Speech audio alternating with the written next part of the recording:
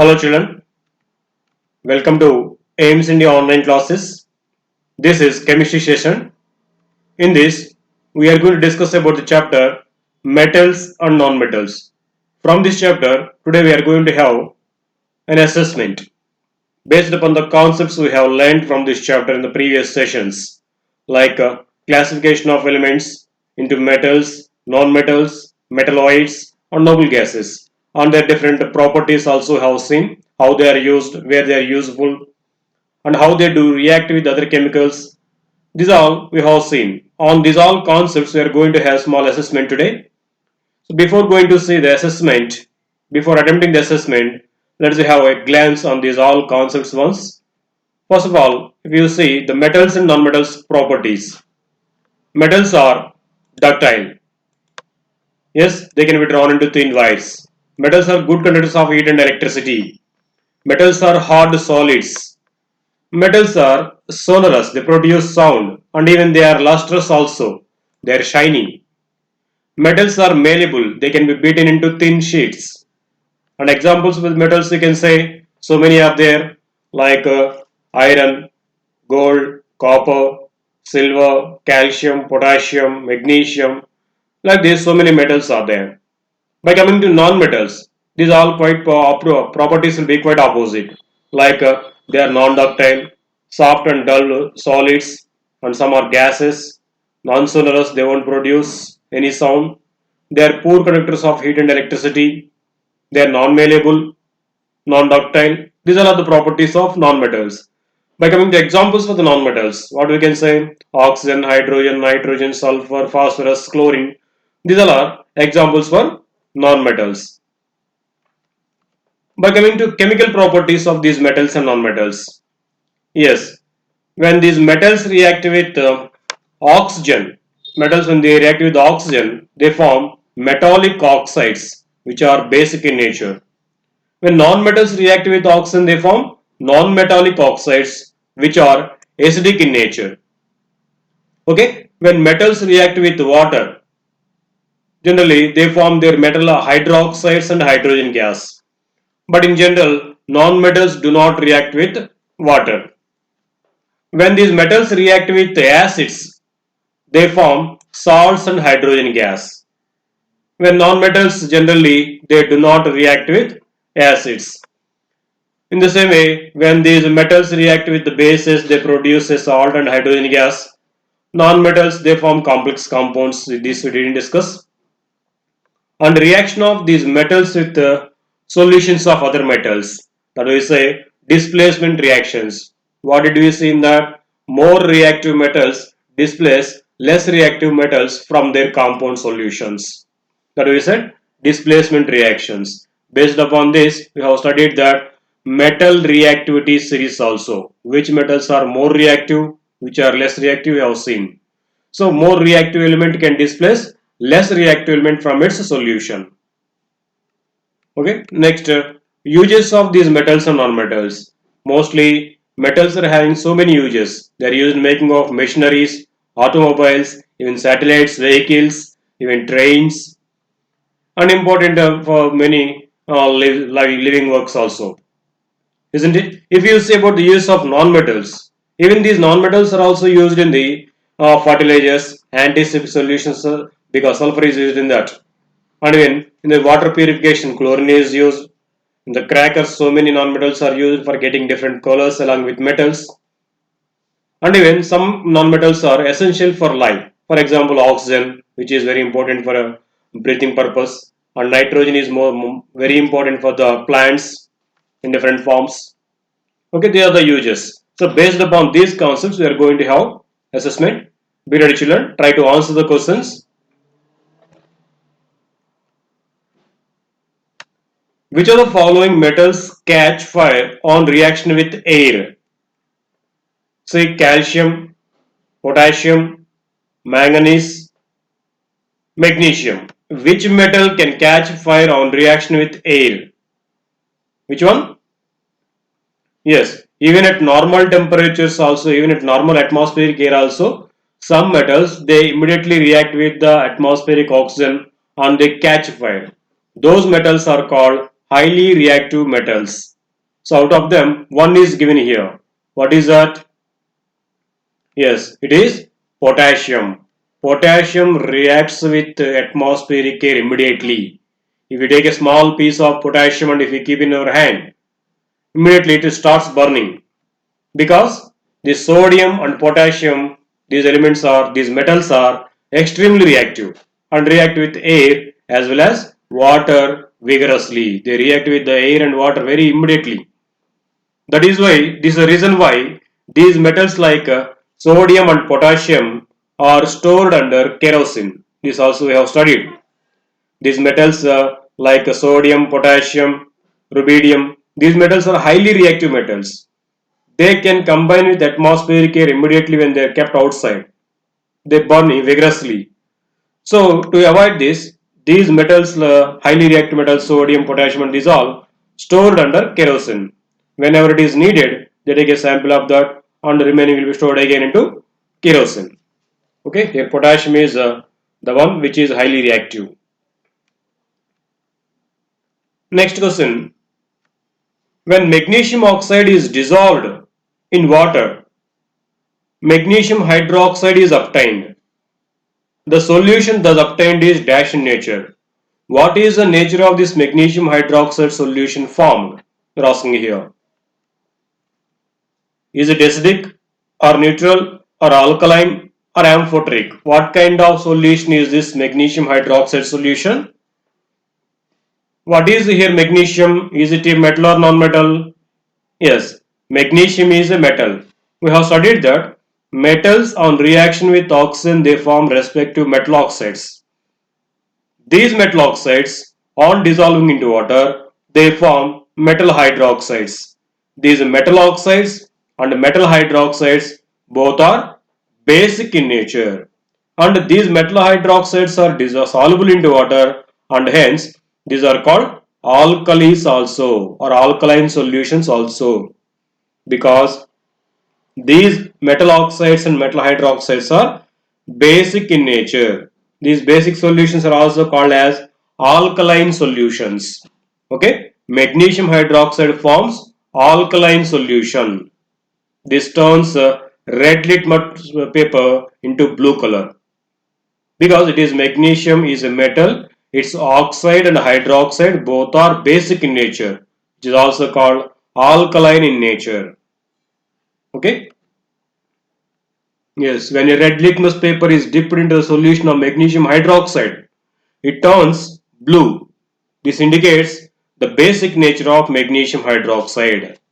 Okay, magnesium hydroxide is a basic substance or alkaline substance. Which of the following metals do not react even with steam? Yes, which metals do not react with steam? See here the options: iron, silver, sodium, calcium. Which metal do not react here? Yes, metals are categorized into different kinds based upon their reactivity. Highly reactive metals, least reactive metals. Out of these, highly reactive metals like sodium, potassium, they do react very vigorously with the cold water also. But some reactive metals are there like magnesium and these metal, calcium, they react with hot water. Some metals are there which react with steam at high temperatures. But some metals are there which are least reactive. They do not react with even steam also. That means even at high temperatures also they do not react with water. Those metals are called least reactive metals or noble metals. Identify that metal out of these four. Yes, it is silver. Silver, gold, platinum, these are called least reactive metals or noble metals. The reactivity of silver is slow, that it does not react even with steam. Yes, it is very less reactive metal. Okay, next. Identify the non-metal which exists in a liquid state in room temperature, that is at 25 degrees Celsius temperature. So, which non-metal exists in the liquid state at normal temperatures? Even in liquids and non-metals, in both, there is one element in each which exists in the liquid state at normal temperatures. So, what is that? Is it aluminium or mercury or bromine or iodine? Yes. What is that non-metal existing in the room temperature as liquid? That is bromine. Bromine is the only nonmetal which exists in the liquid state at normal temperature or room temperature. Generally, 25 degrees Celsius temperature is considered as room temperature. At this temperature, out of all the nonmetals, only bromine exists in the liquid state. Remaining all nonmetals are either in the soft solid form or in the gaseous state.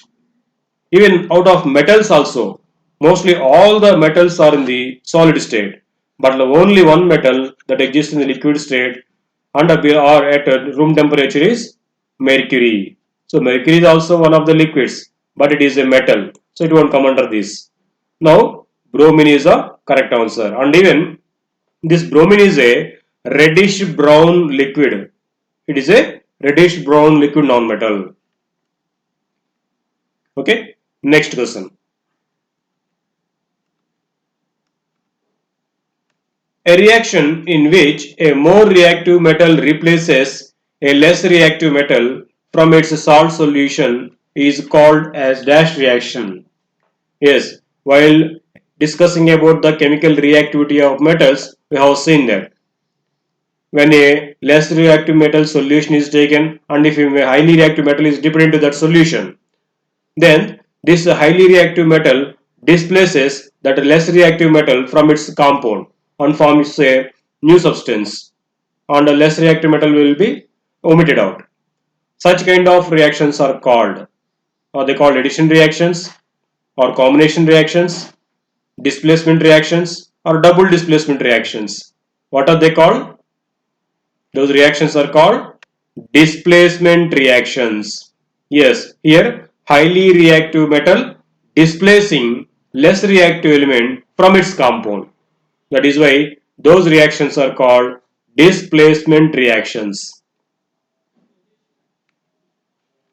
For this we can say one example.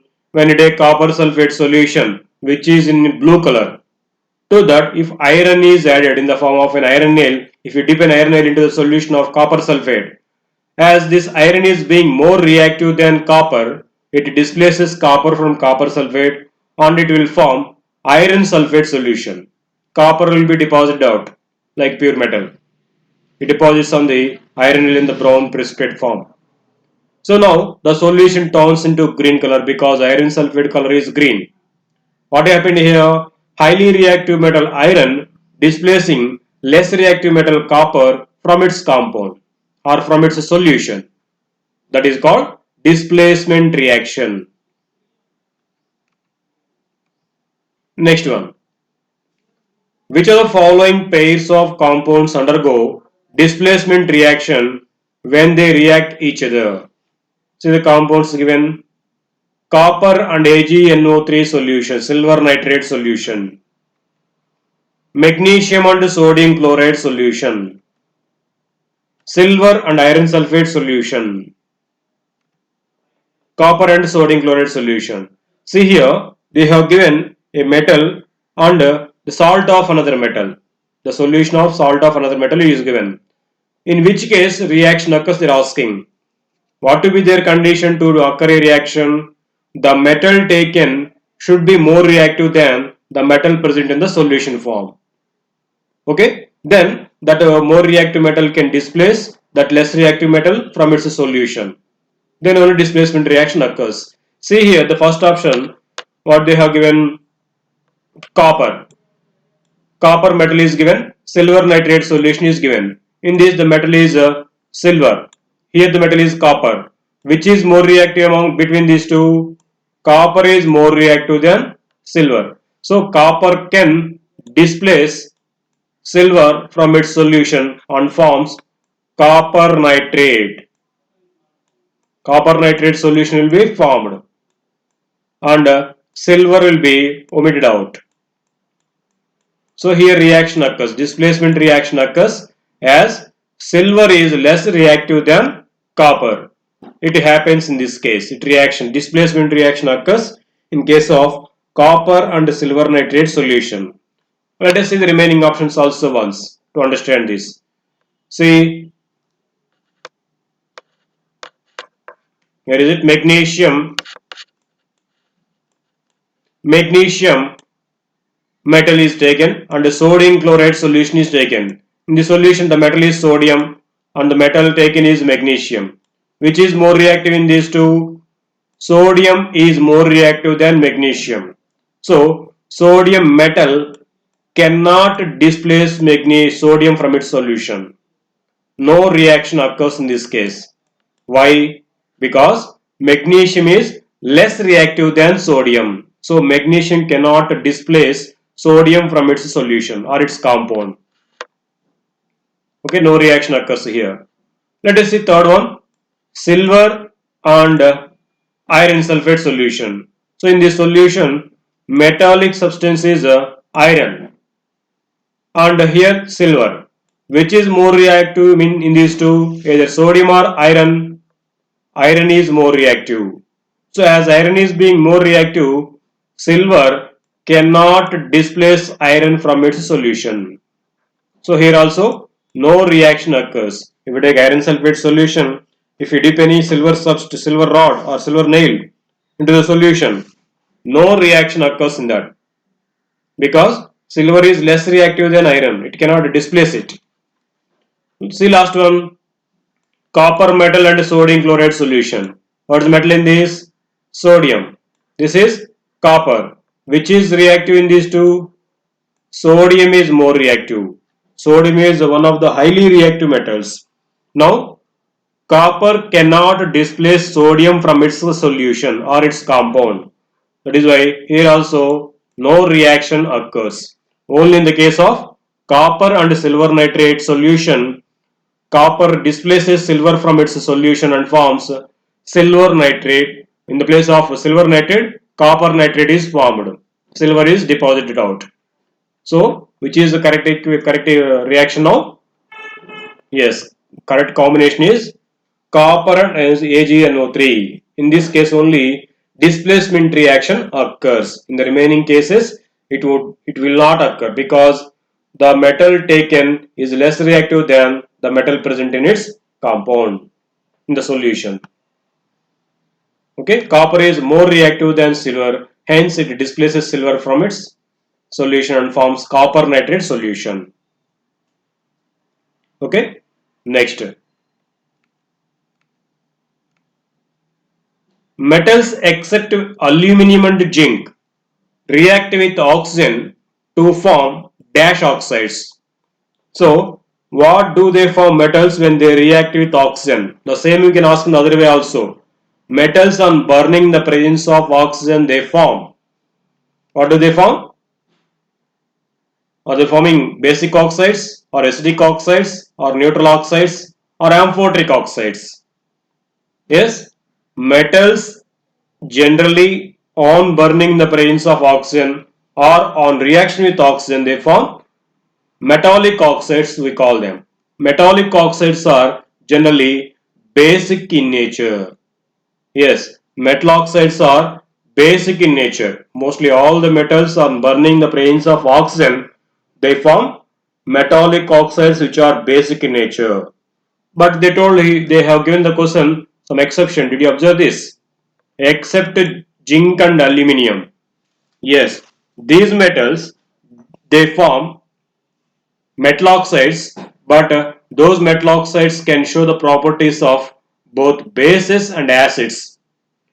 Such kind of metal oxides which can show the basic and acidic properties both are called amphoteric oxides. That is why in the question, in the generalization, in the question it is given except aluminium and zinc, remaining metals on burning in the presence of oxygen or on reaction with oxygen, they form respective basic oxides.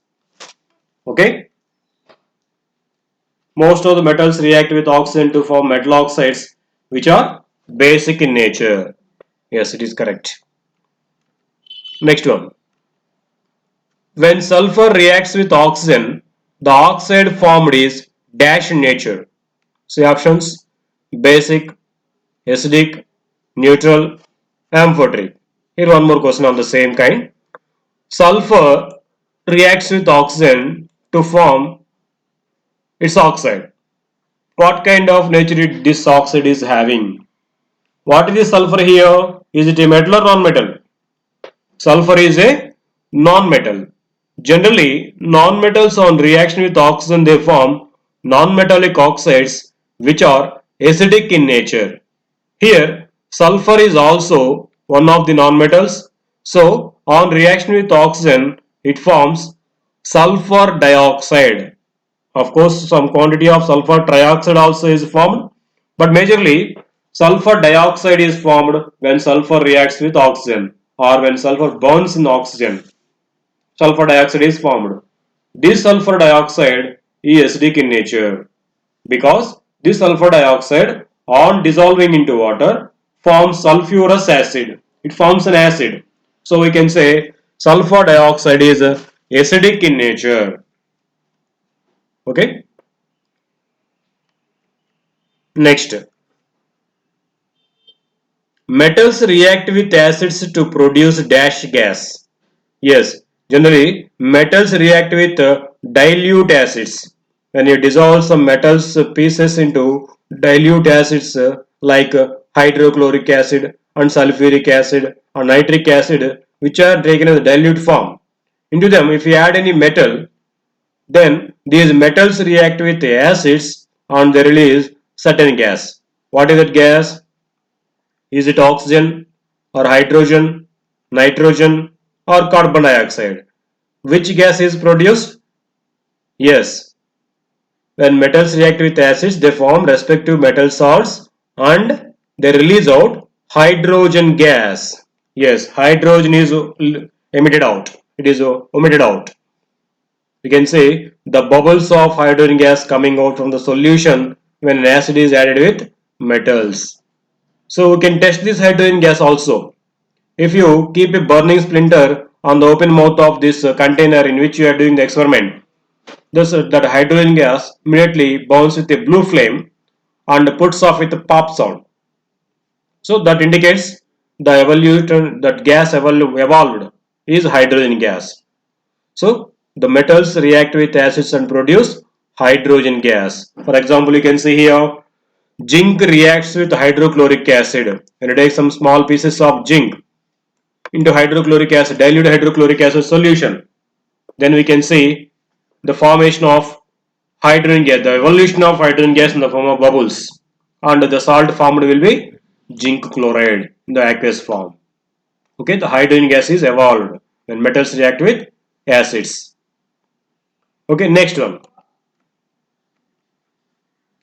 The property by which metals can be beaten into sheets is known as. Yes, while discussing about the physical properties of metals, we discussed this. Metals can be beaten into thin sheets.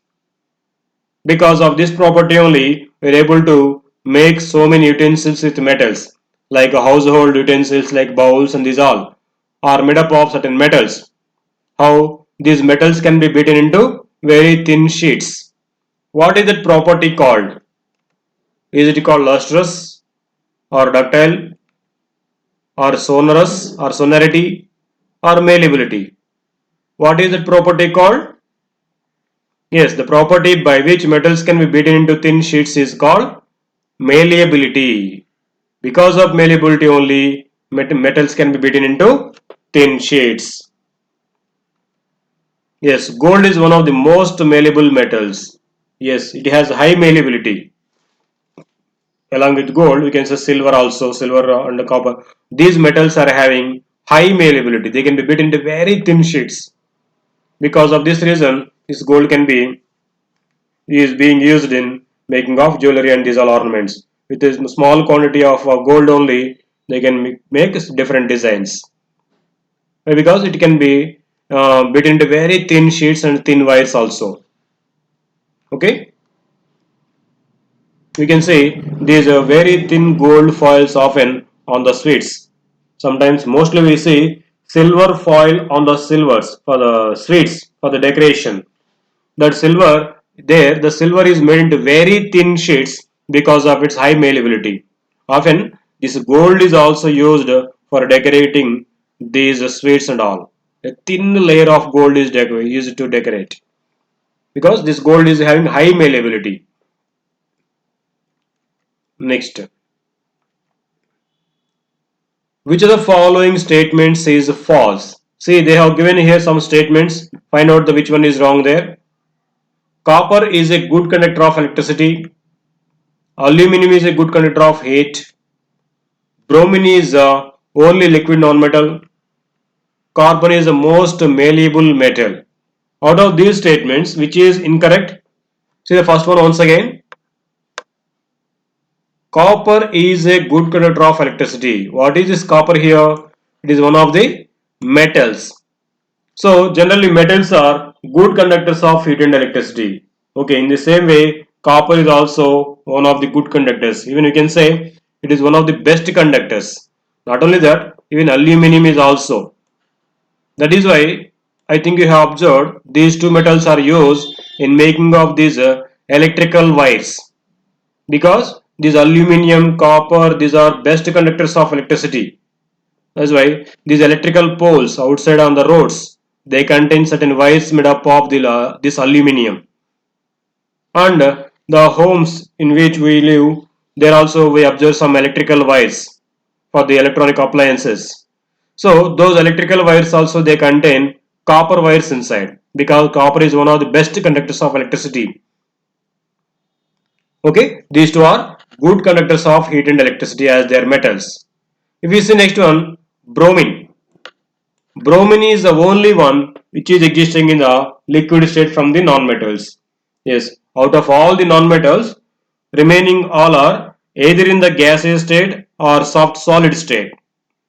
But bromine is the only one element from the non-metals which exists in the liquid state at normal temperatures. Next, if you see carbon. Carbon is the most malleable metal. Is it correct? No. Carbon, first of all, it is not a metal. Carbon is a non-metal. And they shown here, it is malleable. No. Carbon cannot be beaten into sheets. Even though it is a solid, it is brittle. For example, we can say coal. Coal is nothing but carbon. It is a hard solid actually to see. But when you lay it down to fall on the floor, immediately it breaks into small pieces. So what is happening there? It is brittle in nature. Carbon is a solid which is brittle in nature. That cannot be beaten into sheets. It cannot be drawn into wires. Okay, here 2 points are incorrect from this. Carbon is not a metal first of all, and even it cannot be drawn into thin sheets. So both are incorrect about this carbon. So here the incorrect statement is last one. Carbon is a non-metal and non-malleable. Okay. Next question.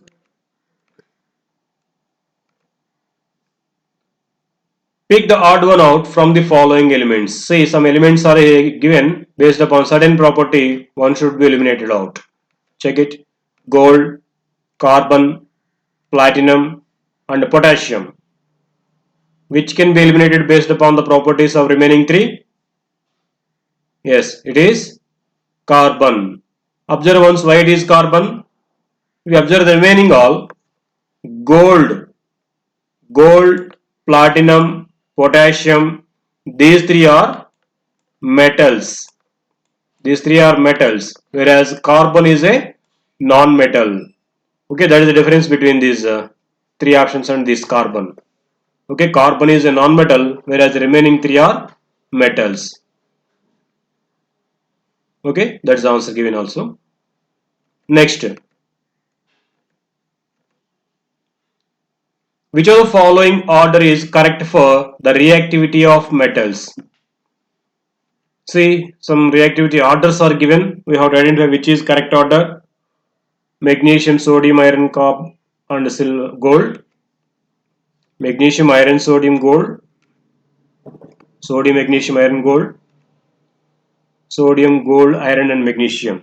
So which is the correct increasing order or decreasing order of reactivity of metals? See, out of these three kinds of metals are given: highly reactive metal, least reactive metal and certain reactive metals are given. See, which is highly reactive metal among these all? Yes, it is sodium, because we told while discussing about the chemical properties of metals, sodium, potassium, lithium, rubidium, these metals are highly reactive metals. Okay, so first, as it is a decreasing order shown here, first should be sodium, and so let us read here first sodium. And what is that? Least reactive metal also when it is present. What is the least reactive metal? The metals which do not react with chemicals at normal conditions. Those are called least reactive metals or noble metals. Out of those, one it is given here in the options, that is gold. AU. Gold is given. So, in the given orders, first there should be sodium and at last there should be gold. Check the options in which it is shown sodium at the starting and gold at the last. Say in these two, magnesium is given at first, but magnesium is not more reactive than sodium. So these two becomes wrong. And if you see the last option, here magnesium is given as last or least reactive, but this magnesium is more reactive than gold. So this also incorrect order. Now if you observe the third one, sodium is highly reactive metal and gold is least reactive metal and magnesium is more reactive than iron. So in this the correct decreasing order of metal reactivity is shown. This will be correct answer. Okay, next one. Yes, it is given explanation. Sodium is the most reactive element and gold is a least reactive metal or noble metal. Okay. Next, a substance is said to be sonorous if it is. So what is the meaning of this property, sonority or sonorous property? Let us see options. So which conducts electricity or heat? Which conducts water through metal pipes? Produces a ringing sound when beaten. When it is called sonorous? Yes. When it produces a ringing sound when beaten, then the substance is said to be sonorous.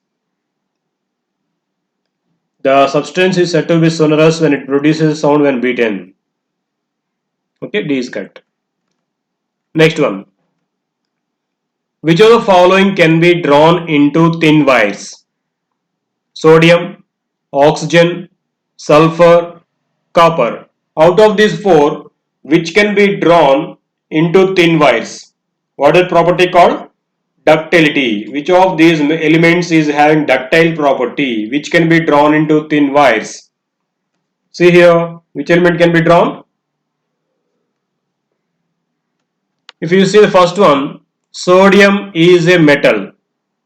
Actually, generally metals are ductile, they can be drawn into wires, but sodium is exceptional from that because it is one of the soft metals. It can be cut with a knife also, so it cannot be drawn into wires. If we see next, oxygen, it is actually a non-metal and it is a gaseous substance. It cannot be drawn into wires. It's also wrong. If we see sulfur, sulfur is a solid but it is a non-metal and it cannot be drawn into wires. It is a brittle solid. So sulfur is also wrong. So the only one is here copper. Copper is a metal which can be drawn into thin wires. So copper is highly ductile. It can be drawn into very thin wires. Okay, it is the correct answer. It can be drawn into wires. Copper is a ductile metal and thus can be drawn into thin wires. Sodium is a soft metal, as we told, can be cut with knife. Sulfur and oxygen are non-metals which cannot be drawn into wires. So these are non-ductile and non-malleable. Only copper is correct here. Okay children, thank you for watching our video. Please subscribe our channel and visit our website www.aimstoday.in for latest updates and recorded videos. You can watch all our recorded videos from our website aimstoday.in, and you can watch these from our YouTube channel Aims Today also. If you subscribe this channel, you can get all updates directly to your mobile. Thank you.